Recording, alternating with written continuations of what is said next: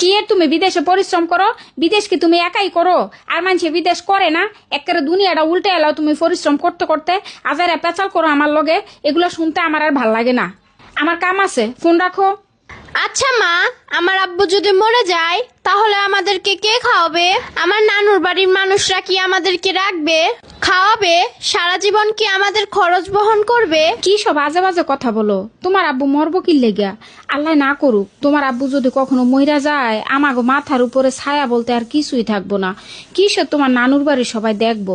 দেখো না, তোমার বাপ বাচ্চা থাকতেই তো তোমার নানুর বাড়িতে যদি 5 দিনের জায়গায় 10 দিন থাকছি, সবাই মুখ কালা করে রাখে। আর মইরা গেলে সারা জীবন রাখবো? কে কইছে তোমারে?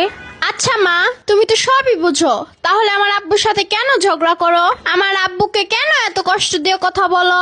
আমার আব্বু প্রবাসীতে অনেক কষ্ট করে, তুমি তো জানো, তারপরও তুমি এইভাবে আঘাত দিয়ে কথা বলো। আমার আব্বু যদি তোমার কথায় কষ্ট পায়, স্ট্রোক করে মরে যায়, তখন তো ঠিকই কানবা, কিন্তু তখন কানলেও আর লাভ হবো না। থাকতে মূল্য দাও মা।